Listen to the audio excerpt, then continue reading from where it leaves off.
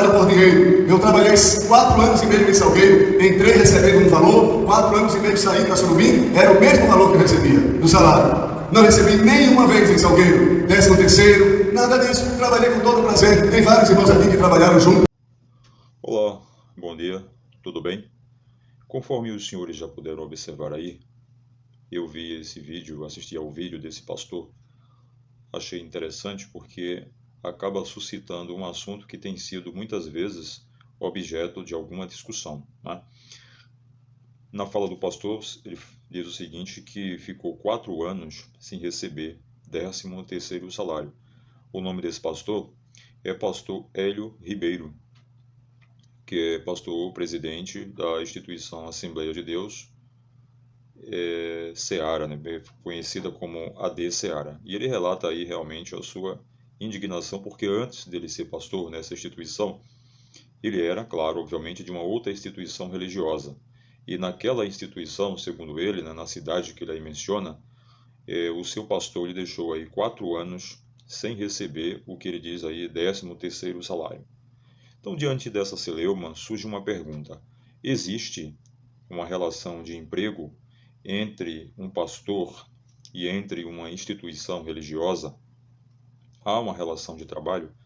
Por curiosidade, o pastor daquela instituição na qual este pastor Hélio pertencia, ele disse o seguinte, né, aquele pastor, né, da instituição, em algum momento, né, que não havia, quando ele foi perguntado em uma audiência, o juiz, um advogado lhe fez a pergunta se ele tinha parentes na sua igreja, assumindo um cargo de direção, se ele tinha alguém da família que possuía cargo de direção, e ele disse que tinha, mas que isso aí não tinha nada a ver porque era um cargo escolhido pela instituição, que a igreja escolheu, né?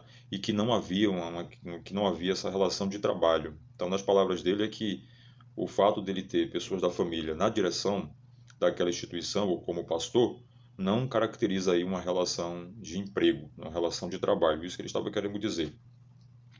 Então, diante disso, né, lembrando que quem falou isso foi o pastor daquela instituição a qual fazia parte este pastor aí, Hélio Ribeiro, que hoje não está mais lá, mas está em outra instituição, como eu disse, né, na AD Seara.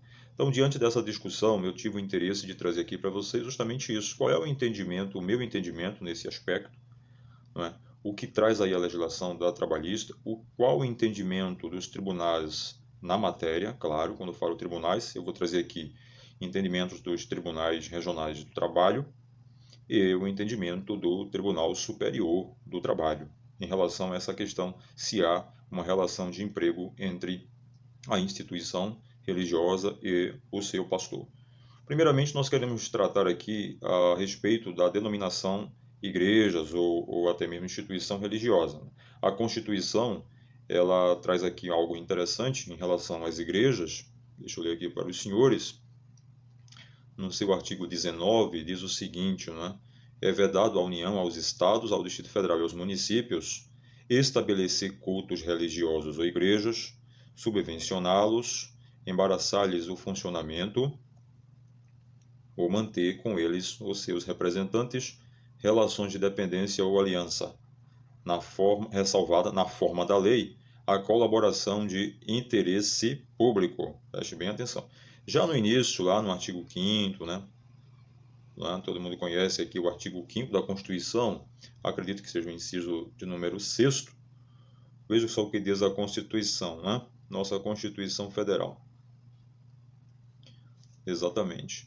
Artigo 5º, inciso 6º. É inviolável a liberdade de consciência e de crença, sendo assegurado o livre exercício dos cultos religiosos e garantida na forma da lei a proteção aos locais de culto e suas liturgias. Então, como você bem percebe, a Constituição trouxe a proteção das instituições religiosas e suas formas de culto, como também impediu que o Estado tivesse um controle sobre as instituições religiosas, ressalvados a colaboração na forma da lei, não é? Então, diante disso, também, lá no artigo 150, né, naquela parte ali que trata das questões tributárias, né, dos tributos, não lhe é cobrado nos seus templos e igrejas tributos, né? Além disso, livros, bíblias, né? Nessa questão aí não é cobrado pelo Estado questões, não é cobrado pelo Estado os tributos devidos, tá? Mas veja bem, o fato da Constituição trazer aqui as instituições religiosas não lhe garante imunidade absoluta, né? Até porque os direitos e garantias fundamentais não são absolutos, tá?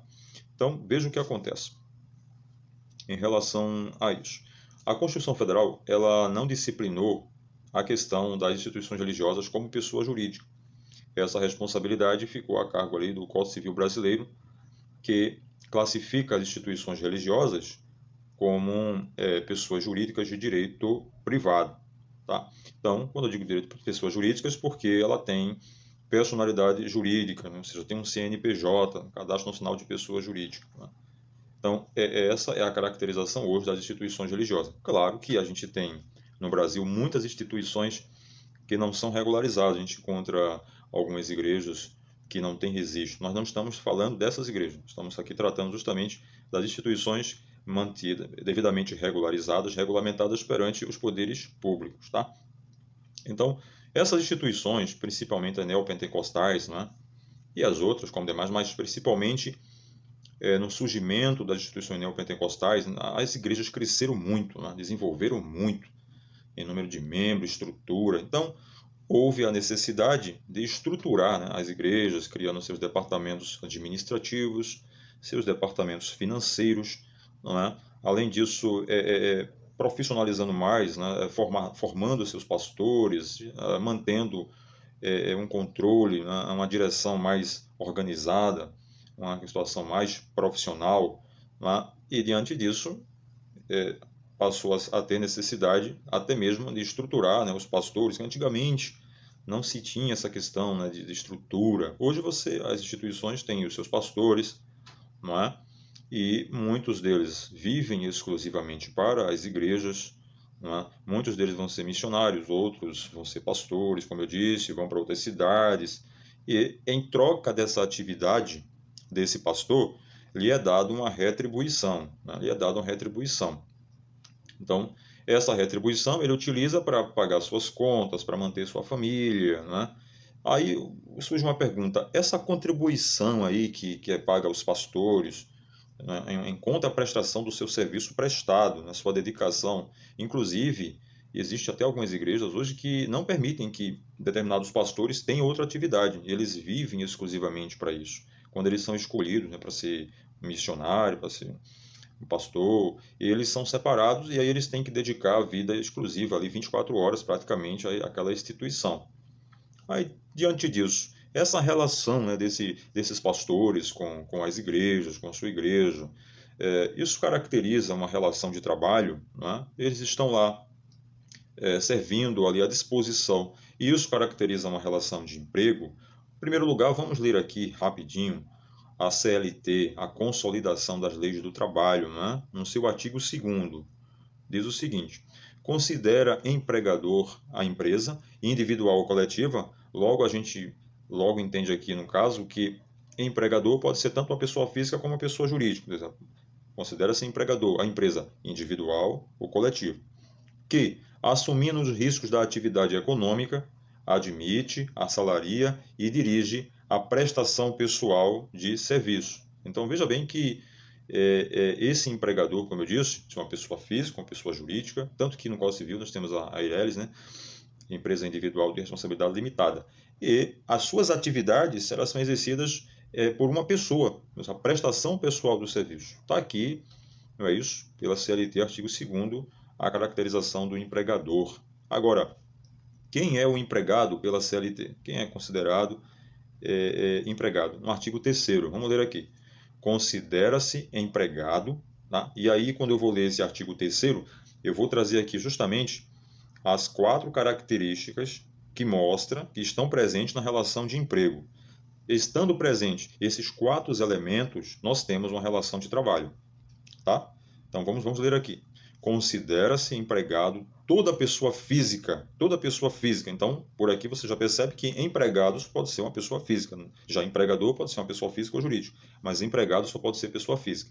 Toda pessoa física que prestar serviços de natureza não eventual a empregador, sob a dependência deste mediante salário. Então, quais são aqui os elementos nesse artigo 3º que vai caracterizar uma relação de emprego? Em primeiro lugar, pessoa física. Então, o primeiro critério é o da pessoalidade. A pessoa estar ali presente, não é isso? Estar ali prestando um serviço, tá bom? Segundo, de natureza não eventual.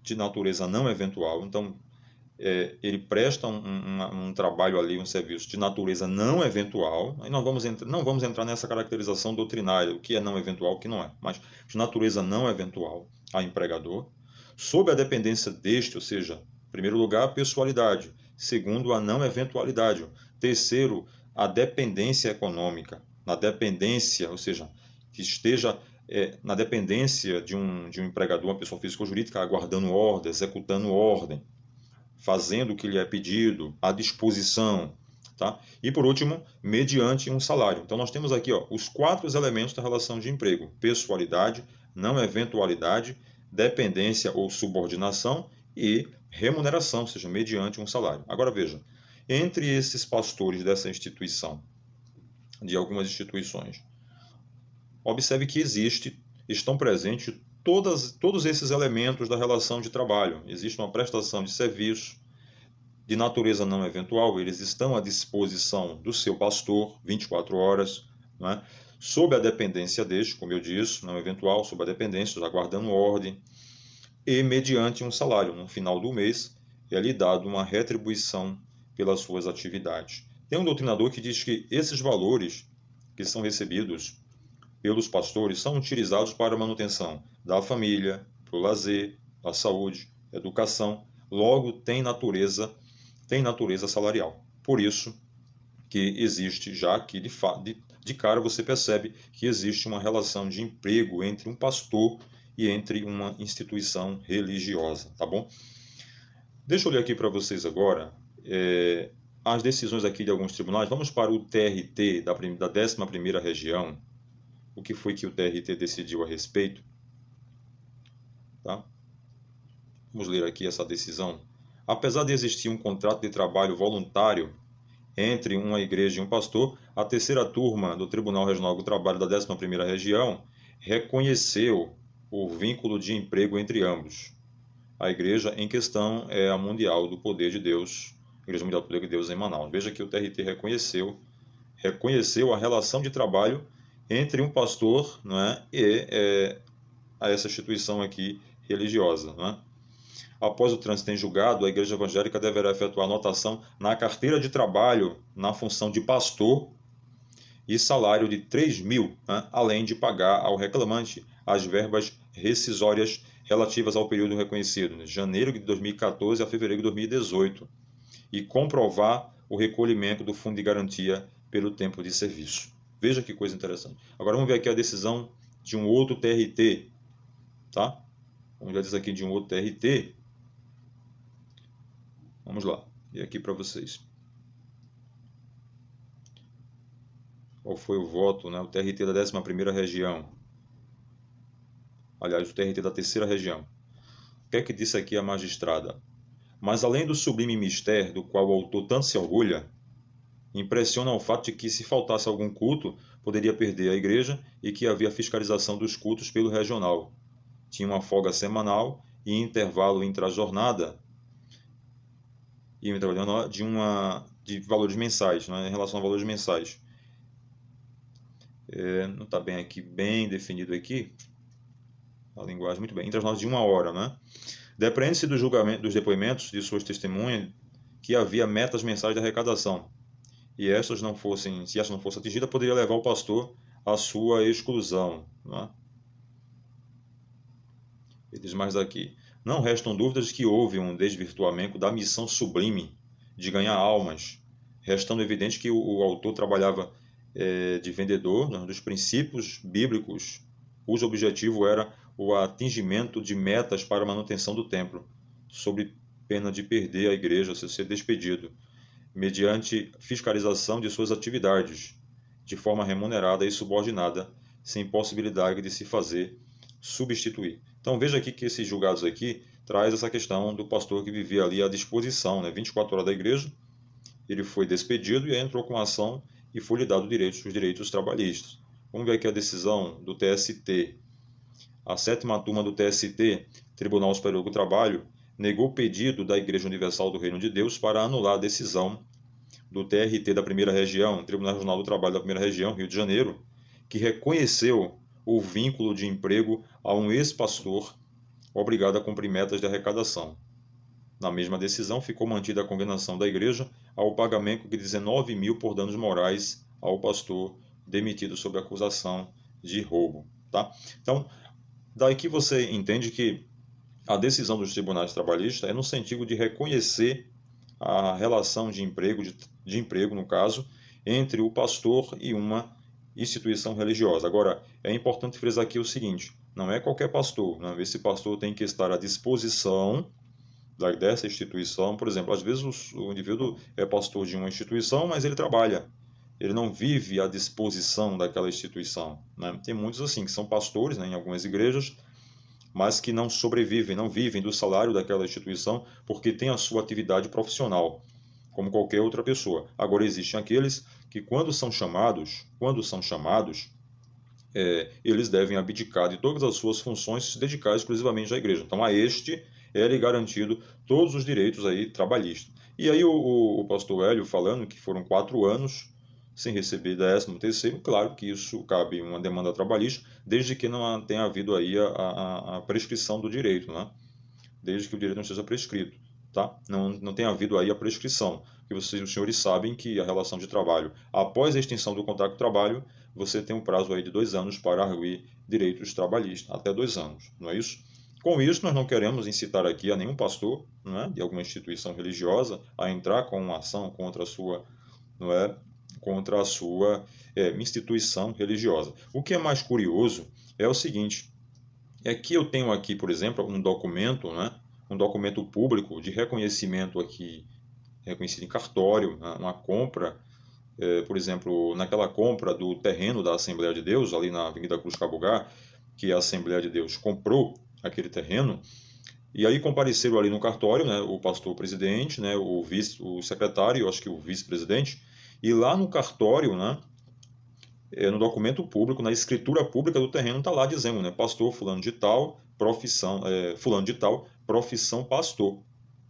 Profissão pastor. Então, na própria escritura do terreno tem constando lá que a profissão, né, o próprio, por exemplo, o pastor Ailton José Alves, por exemplo, que é o pastor presidente da Assembleia de Deus, nessa escritura pública, onde ele está, onde ele comparece, claro, para fazer a compra do terreno, tem lá o seu nome e embaixo tem profissão, ministro do Evangelho e pastor. Então, o próprio pastor Ailton, ele encara como, ele aceita assim e está de acordo que o pastor, a função de pastor é uma profissão, tanto que está lá, ele declarou isso na compra do imóvel, não é? Então, por isso só vem robustecer esse entendimento de que se é uma profissão, é porque há uma relação de emprego e não há como negar isso, que hoje os pastores das instituições religiosas, né, os pastores, eles têm sim uma relação de emprego, então tem que receber 13º, férias, né, tem direito a receber férias, com um terço constitucional, 30 dias de férias, né, 30 dias de férias, fundo de garantia pelo tempo de serviço e outros direitos trabalhistas garantidos por nossa Constituição Federal e pela própria lei da CLT, Consolidação das Leis do Trabalho. Então, acredito que essa discussão não tem mais razão de ser, tendo em vista que os tribunais trabalhistas reconhecem, sim, que há uma relação de emprego entre o pastor, né, e a instituição religiosa, tá bem? Um grande abraço, fiquem com Deus, até o nosso próximo encontro.